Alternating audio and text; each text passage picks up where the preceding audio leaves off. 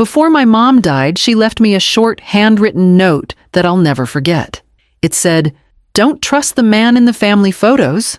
At first, I thought the illness or the painkillers had made her confused, but the day after her funeral, I went into the attic to organize her things, and that's when I found the old family album. It was inside a locked wooden box, wrapped in an old handkerchief that smelled faintly like her perfume.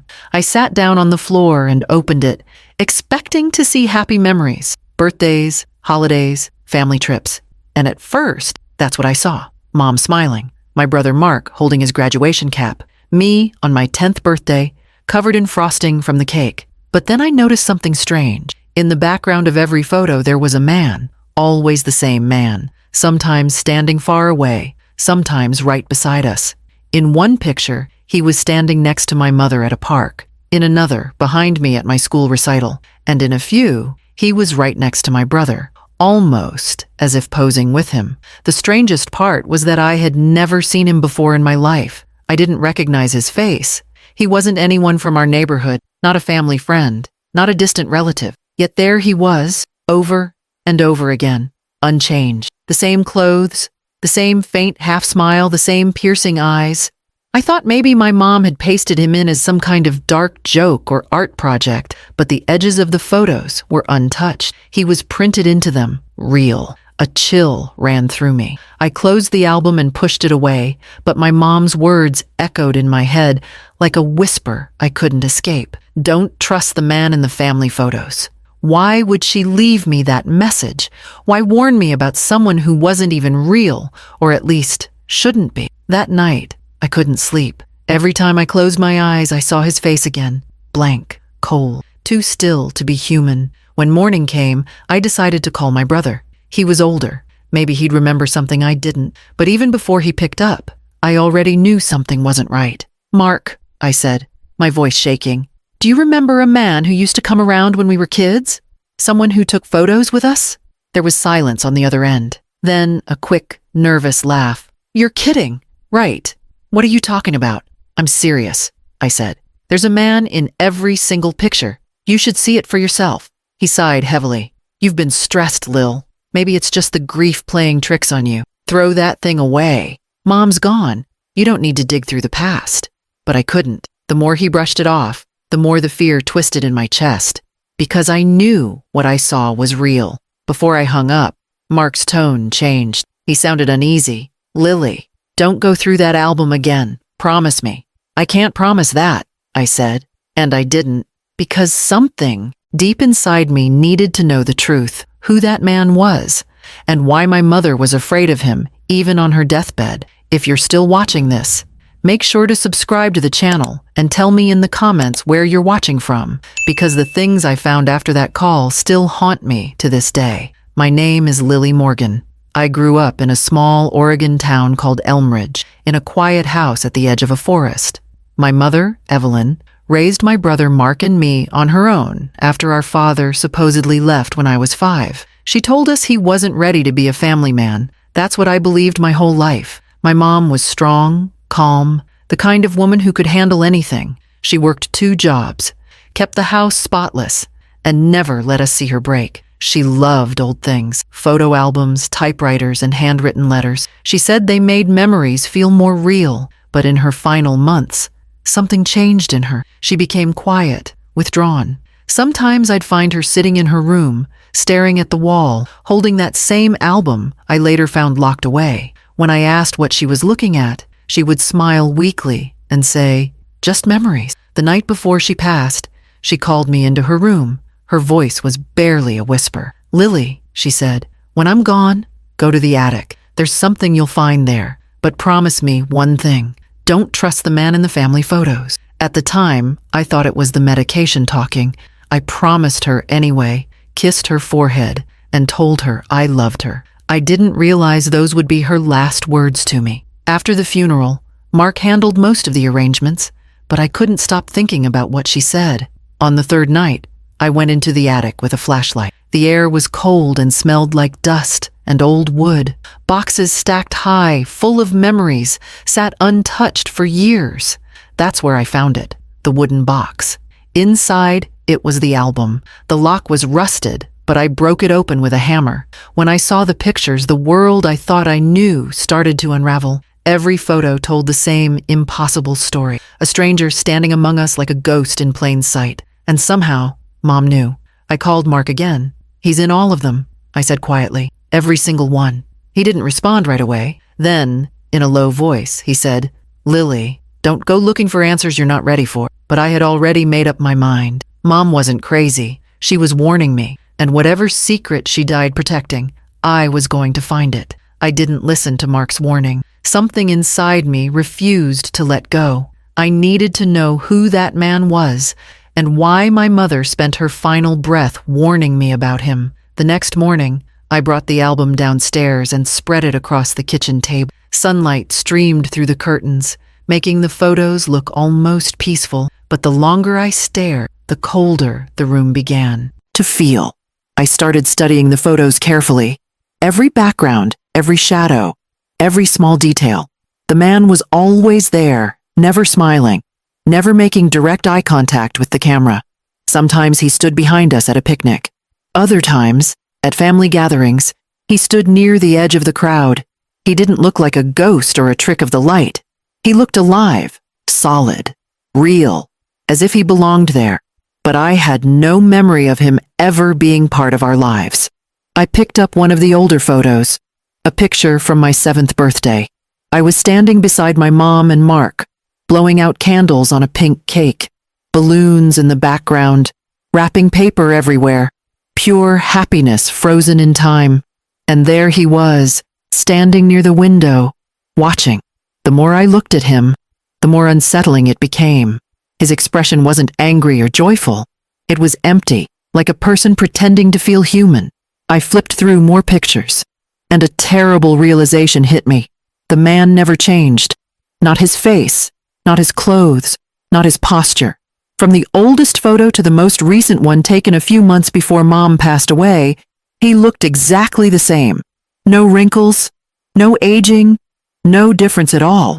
That's when I noticed something else. In the last few pictures, he seemed to be getting closer. In one photo taken at Mark's graduation, he stood behind the crowd. In another taken years later, he was standing right beside Mom. The final photo, the one from Mom's birthday last year, showed him standing directly behind me. My stomach turned. I felt like my skin was crawling. How was that possible? I decided to call our old neighbor, Mrs. Donovan. She'd lived next door my entire childhood and had attended nearly every family event we ever hosted. If anyone would remember seeing this man, it would be her. When she picked up the phone, her voice was warm as always. "Lily, sweetheart, how are you holding up?" "I'm okay," I lied. "Mrs. Donovan, do you remember a man who used to come around our family? Tall, dark hair, maybe in his 30s? There was a pause. "What kind of man?" I hesitated. "He shows up in our old photos. Every single one." I thought maybe he was a friend of my mother's or a relative I don't remember. Her voice changed. It became thin, strained. I thought that was your uncle. Evelyn introduced him as family once. But now that I think of it, he never spoke. He just watched. A chill ran through me. "Do you remember his name?" she whispered. "No, but I remember something odd. He was at your mother's wedding. And people said the same man showed up in photos from her childhood, too." I told her it was strange, but she brushed it off. After I hung up, I searched through Mom's storage boxes in the attic again. I found her wedding album, white leather cover, faintly yellowed with age. My hands shook as I flipped through the pages. And there he was, standing behind my parents in the photo where they cut the cake. Same face, same posture, same stare. That was when I realized this wasn't just about me. This man had been part of my mother's life long before I was born. I needed proof that he existed outside the photos. I scanned a few of them into my computer and used an online facial recognition site, hoping for some explanation. Hours later, I got a result. The name Samuel Hargrove appeared, attached to an old obituary from 1989. I froze. The man in the photos had supposedly died 3 years before I was born. The obituary included a faded black and white picture, and it was the same man, same face, same lifeless eyes. I called Mark again, my voice shaking. Mark, listen to me. His name is Samuel Hargrove. He died in 1989, but he's in every one of our photos. There was silence on the other end. Then Mark whispered, "You weren't supposed to find that out." "What do you mean?" I demanded. "Mom was trying to protect you," he said quietly. "You shouldn't have looked him up." "Protect me from what?" He didn't answer. Just the sound of his shaky breathing through the line. Then, in a trembling voice, he said, "He's not what you think. Don't talk about him again. And whatever you do, don't look at the photos tonight." The line went dead. I sat there in the dark, my phone still in my hand, staring at the family album lying open on the table. The man's face seemed to stare back at me through the glossy paper. For a second, I could swear his eyes were different, like they were focused on me now. That's when I understood what Mom meant by "don't trust him." It wasn't just a warning about the past, it was about the present, because somehow, even after death, he was still here. The next morning, I woke up with a pounding headache and a heaviness in my chest that wouldn't go away. My brother's words kept replaying in my head. "You weren't supposed to find that out." I needed answers, and there was only one place left to look: the attic. That was where Mom had hidden everything she didn't want us to see. I'd already found the album there, but something told me that wasn't the whole story. I climbed the narrow stairs, flashlight in hand. The air was cold and smelled like dust and old paper. Sunlight streamed through a crack in the roof, making the dust particles float like tiny ghosts in the air. I started pulling boxes down, one by one. Some were filled with my childhood toys, others with my mother's clothes and decorations. But in the farthest corner, behind an old dresser, I saw something unusual. A door I had never noticed before. It was small, barely waist-high, with a metal latch. It looked older than the rest of the attic, like it had been built long before the house was remodeled. My heartbeat quickened. I crouched down and tried to open it, but the latch was jammed. After a few tries, it finally gave way with a sharp, metallic snap. The door creaked open, revealing a tiny, hidden room. Inside, there was only one thing: a large wooden trunk covered in dust. My hands were shaking as I brushed the top clean. The initials EM were carved into the lid. Evelyn Morgan, my mother's initials. I hesitated for a moment before opening it. The smell of old paper and cedar filled the air. Inside were dozens of envelopes, old photographs, and handwritten notes bundled with string. The first envelope had my name on it. I opened it slowly, afraid of what I might find. Inside was a letter written in Mom's handwriting. The ink had faded a little, but her words were still clear. "My darling Lily, if you're reading this, it means I couldn't protect you any longer. I know you've seen him by now. The man in the photographs is not a stranger to our family. He has been here longer than any of us. He's not alive, not in the way you understand. He attaches himself to families, appearing in photographs first, then dreams, and eventually, in person. When I was your age, I found him in my own mother's photos. She warned me, just as I am warning you now. Once you notice him, he notices you too." I froze. The air in the attic suddenly felt thick, hard to breathe. I read on. "I tried to keep you and Mark safe by destroying most of the photos, but some were too old to burn. I thought if I locked them away, he would stay away too. But he always finds his way back. He feeds on memory and grief. That's why he appears near loved ones in the pictures. He wants to be remembered. The more you look at him, the stronger he becomes." I put the letter down, my hands trembling. I looked back inside the trunk. There were more photos, hundreds of them, and in every single one, he was there. Sometimes clearer, sometimes faint like a shadow, but always watching. Suddenly, I heard a faint creak behind me. I turned quickly, shining my flashlight toward the sound, but there was nothing there, just the staircase leading back down. The house was silent. My heart was racing so hard I could barely think straight. I picked up another envelope, this one addressed to Mark. I opened it, scanning quickly. It was another warning. Mom had written that if anything ever happened to her, Mark was supposed to take the trunk and bury it somewhere far away. But he never did. He must have known about all of this long before I did.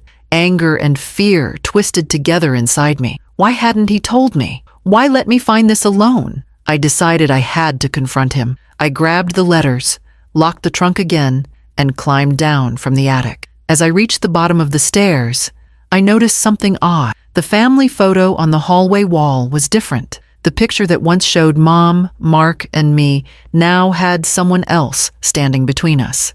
The man. My breath caught. I stepped closer, staring in disbelief. He wasn't blurry anymore. His face was clear, his expression colder, more human. I reached out to touch the photo, and for a brief second, it felt warm. That's when my phone rang, making me jump. It was Mark. His voice was panicked. "Lily, listen to me. Did you go into the attic?" "Yes," I said, my voice trembling. "I found Mom's letters. I know about him." He groaned in frustration. "I told you not to look. Once you read those letters, it's too late. You've acknowledged him. That's how he works. He's real now. He knows you." "What are you talking about?" I shouted. "You knew about this, didn't you?" He didn't deny it. "Mom made me promise to destroy everything, but I couldn't. I didn't believe it until I saw him. I burned the photos, Lily, but he always comes back." The line crackled. I could barely hear him through the static. "If you still have the trunk, don't stay in that house tonight. Do you hear me? Get out." The call cut off. I stood frozen in the middle of the hallway, the silence pressing in around me. The photo on the wall seemed to shimmer under the light. I looked closer again. The man's head was tilted slightly, and this time, his eyes were looking directly at me. That was when I realized Mom's warning wasn't meant for the past. It was meant for this moment, because whatever that thing was, it wasn't stuck in the photographs anymore. It had already stepped out. I stood completely still, my heart thudding so loudly it felt like the sound filled the entire house. The man in the photo was looking straight at me now. I blinked hard, thinking maybe it was my imagination, but when I looked again, his eyes were unmistakably fixed on mine. Every hair on my body stood on end. Slowly, I reached for the frame, my fingers trembling. The moment I touched the glass, a faint vibration hummed beneath my skin like a heartbeat. I snatched my hand back and stumbled a few steps away. The air in the hallway had turned colder. I could see my breath fogging in front of me. I tried to call Mark again, but my phone had no signal. The house was silent, except for the faint ticking of the old wall clock. Then, from somewhere upstairs, I heard a slow, dragging sound, like footsteps on the attic floorboards. I told myself it was my imagination, but the sound came again. One step, then another. I grabbed a flashlight from the kitchen drawer and pointed it toward the stairs. "Mark?" I called out, even though I knew he wasn't here. My voice echoed back, hollow and small. The attic door creaked open on its own. I hadn't left it that way. I could see the faint beam of sunlight cutting through the crack in the roof, but there was movement up there, a shifting shadow that didn't match the flicker of the light. I forced myself to climb the steps, one at a time, every board groaning beneath my feet. When I reached the top, the hidden door was open again. The trunk I had locked shut was now wide open, its contents scattered across the floor. Photos lay everywhere, overlapping, faces half buried beneath others. In every single one, the man's figure was clearer than before, his features sharper, his eyes darker. And then I saw something that made my blood run cold. In one of the newer photos, the one from my mother's last birthday, the man wasn't standing behind us anymore. He was sitting at the table, smiling faintly, as if he'd always belonged there. I backed away, shaking my head. "No," I whispered. "You're not real." A sudden gust of wind rushed through the attic, slamming the small door shut behind me. I screamed and turned, grabbing the handle, but it wouldn't move. My flashlight flickered, the beam shaking as I struggled to breathe. The air grew heavier, pressing against my chest. I could feel something, someone behind me. I turned slowly, and there he was, standing just a few feet away. The man from the photos. He looked exactly as he did in the pictures. Tall, pale, dressed in an old-fashioned black suit that seemed out of place in time. His face was expressionless, but his eyes burned with something I couldn't describe. They weren't evil. They weren't kind.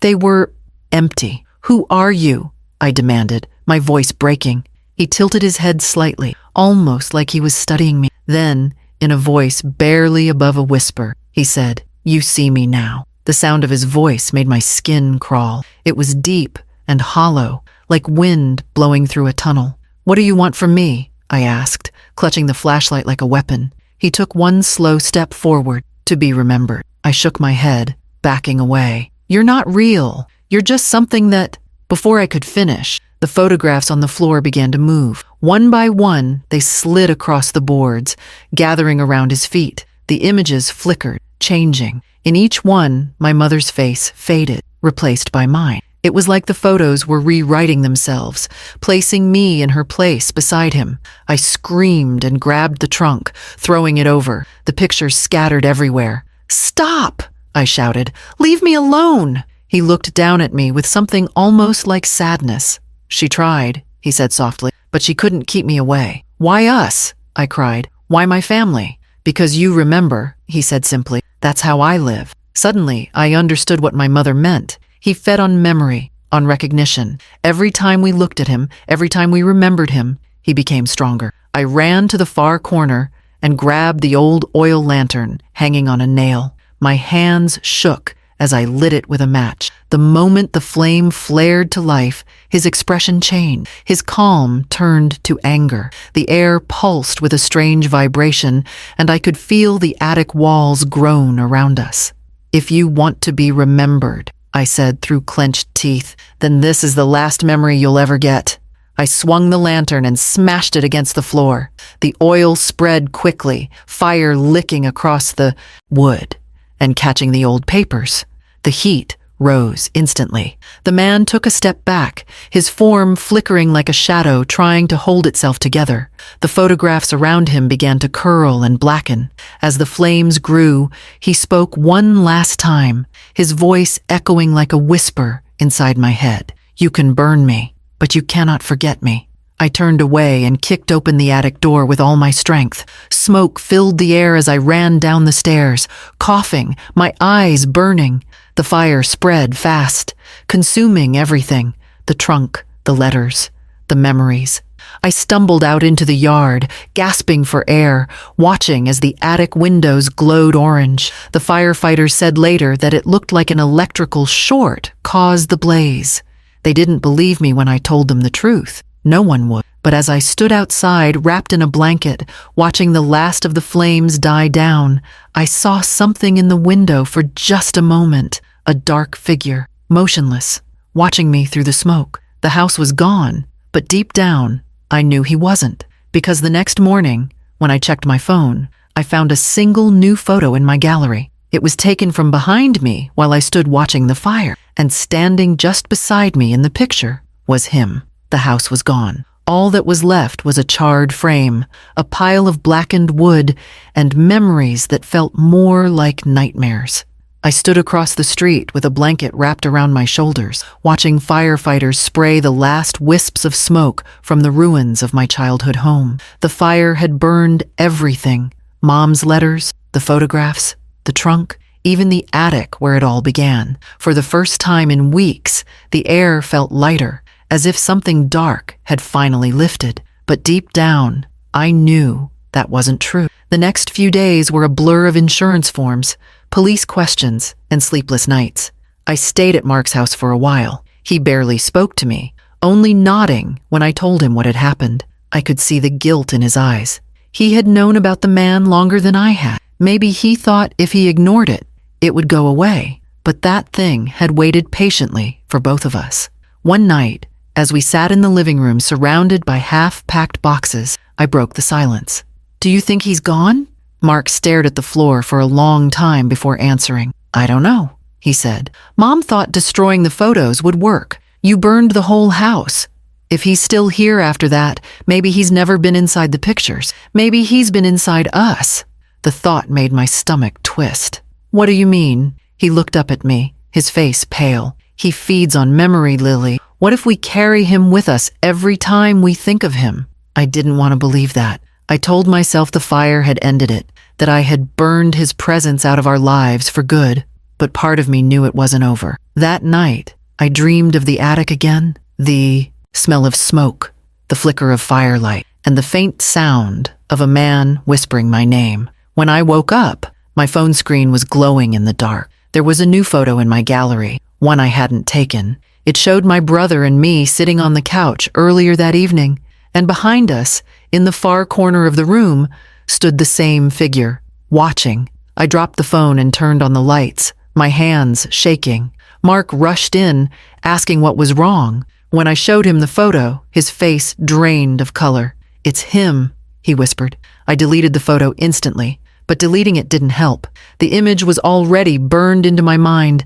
Every time I closed my eyes, I saw that face again, pale, expressionless, waiting. A week later, I moved into a small apartment 2 towns over. I needed distance, space to think, somewhere that didn't hold the scent of ashes or the sound of whispers in the walls. I tried to start fresh, new job, new routine, new life, but small reminders followed me. The hum of my refrigerator at night sometimes sounded like a faint voice. A reflection in the hallway mirror once looked slightly off, like someone else was standing behind me. One evening, I sat on the floor surrounded by unpacked boxes, holding the only surviving thing from the fire, a cracked picture frame that had somehow escaped the flames. The glass was blackened, but through the soot, I could still make out my mother's face. She was smiling, holding me as a child. For a second, I thought I saw a faint outline behind her shoulder, a shadow, just barely there. I blinked, and it was gone. I whispered, "You said not to trust the man in the photos, Mom." I should have listened sooner. A gust of wind blew through the half-open window, scattering the papers from my boxes. I got up to close it, and as I did, I caught sight of something on the wall, a faint smudge, shaped like a handprint. My breath caught in my throat. It wasn't mine. That was when I decided I couldn't keep running. Maybe Mom was right. Maybe he thrived on fear and memory. Maybe the only way to take away his power was to stop remembering him with fear and start remembering her with strength. I packed a small bag, grabbed the framed photo, and drove back to what was left of our old house. The ashes were still there, gray and silent, under the pale morning sky. I knelt in the dirt where the living room used to be and placed the photo in the center. "This is where it ends," I whispered. "You can have the memories, but you can't have me." I lit a single match and dropped it onto the frame. The flame caught slowly, curling the paper, erasing the past 1 inch at a time. When it was done, I felt something shift inside me. Not fear, not pain, but release. The air was quiet. No voices, no whispers, no presence. For the first time since Mom's death, I felt free. I drove home that afternoon with the windows down, the wind on my face, and a strange sense of peace in my chest. But that night, as I lay in bed, I saw a faint glow coming from my phone again. One new notification. I hesitated before opening it. It was a photo taken from outside my apartment building, of me standing by the window. There was no one there when I looked outside, but in the reflection of the glass, I saw a figure standing right behind me. My mother's warning came back in a whisper inside my head. Don't trust the man in the family photos. Maybe some things can't be destroyed. Maybe they just wait. And now, I wonder if by telling this story, I've made him part of your memory too. So before you close this video, ask yourself, who's standing behind you in your family photos? If this story gave you chills or made you think twice about your own memories, make sure to subscribe to my channel and tell me in the comments where you're watching from. I want to know if you've ever seen a face in your photos that doesn't belong, because maybe, just maybe, he's still out there.